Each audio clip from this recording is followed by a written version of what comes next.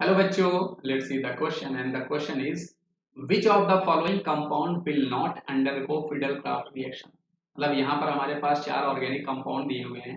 हमें ये बताना है इसमें से कौन सा ऑर्गेनिक कंपाउंड जो है वो हमें फिडल-क्राफ्ट रिएक्शन जो है वो इजीली नहीं देगा। तो बहुत प्यारा क्वेश्चन है, बहुत इजी क्वेश्चन है। आइए इस क्वेश्चन को हम समझते हैं।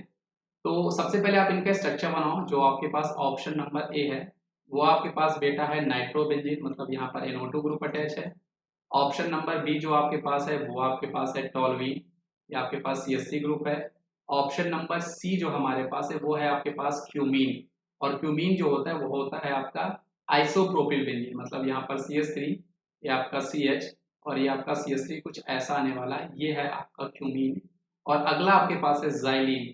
जाइलिन आपके पास क्या होता है, जब कभी भी दो दो CH3 ग्रुप अटैच होते हैं उसको हम लोग जाइलिन बोला करते हैं। तो आप यहाँ पर किसी भी लोकेशन में ले सकते हो। वैसे आपको इसने बोला नहीं है कि आपका ऑर्थोजाइलिन है या मेटाजाइलिन है, पैराजाइलिन है। तो आप मैं यहाँ पर हाइपोथेटिकल ये वाला केस ले लेता हूँ, है ना, मैं ऑर्थोजाइलिन ले लेता हूँ। अब आइए हम लोग क्रॉस चेक करते हैं। तो आपको पता है जो आपकी फिडल-क्राफ्ट रिएक्शन होती है बच्चों, ये आपकी कैसी रिएक्शन होती है? ये आपकी होती है electrophilic substitution reaction. Electrophilic substitution reaction का ही ये आपका पार्ट होता है।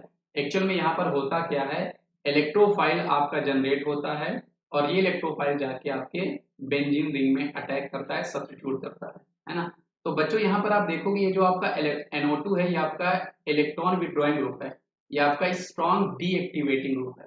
मतलब ये इलेक्ट्रॉन को बाहर पुल करेगा, जिसके कारण आपके पॉजिटिव चार्ज जो है ना वो ऑर्थो पोजिशन में होंगे।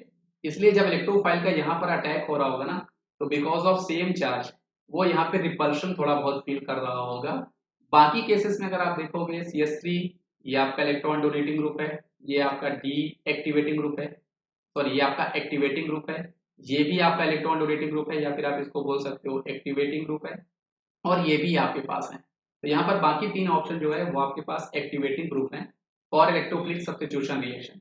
इनके कारण क्या है, इलेक्ट्रॉन की डेंसिटी आपकी बढ़ती है रिंग में। लेकिन जो आपके पास NO2 ग्रुप है वो क्या करता है, इलेक्ट्रॉन को अपनी तरफ खींचता है, वो इलेक्ट्रॉन की डेंसिटी को कम करता है आपके रिंग में।